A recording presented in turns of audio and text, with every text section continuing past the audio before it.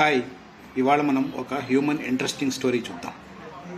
కొంతకాలంగా మనకు హరీష్ రాణా అనే పేరు బాగా వినిపిస్తుంది.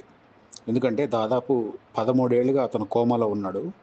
అతనికి కారుణ్య మరణం ప్రసాదించాలంటూ ఆమె తల్లి న్యాయ పోరాటం చేశారు. ఇటీవలే ఆమె గెలిచారు. సుప్రీంకోర్టు ఆమెకు అనుకూలంగా తీర్పు చెప్పడంతోటి ఆ తీర్పును అమలు చేసింది తాజాగా ఎయిమ్స్.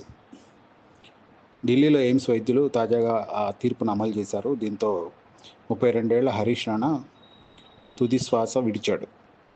అంటే అతను 13 ఏళ్లుగా భరిస్తున్నటువంటి పెయిన్‌ని చూసి ఆ తల్లిదండ్రులు ఎంతో బాధపడుతూ అంటే ఆ జీవితం ఉన్నా ఒకటే లేకపోయినా ఒకటే అనేటటువంటి ఒక ఫీలింగ్‌కొచ్చేసారనమాట. ఎందుకంటే పైప్ ద్వారా ఆహారం అందించడం తప్పితే అతను ఏమీ చేయలేడు. అలాంటి పరిస్థితుల్లో అతనికి ఎంతకాలం అలా అతన్ని మనం పెంచి పోషిస్తూ ఉండాలి అనేటటువంటిది వాళ్ళు ఏసిన ప్రశ్న. దీనిపైన చివరకు సుప్రీంకోర్టు ప్రత్యేక కేసుగా పరిగణించి ఈ మధ్య అనుకూలంగా తీర్పు చెప్పింది.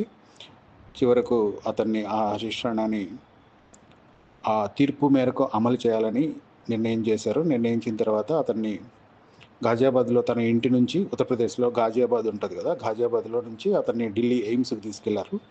అక్కడ అతనికి ఇస్తున్నటటువంటి ట్రీట్మెంట్‌ని స్లోగా అంటే స్టెప్ బై స్టెప్ అతనికి తగ్గించుకుంటూ వచ్చారు. చివరకు ఇవాళ అతను తుది శ్వాస విడిచాడు. బహుశా అతని ఆత్మ శాంతిస్తుందని భావిద్దాం.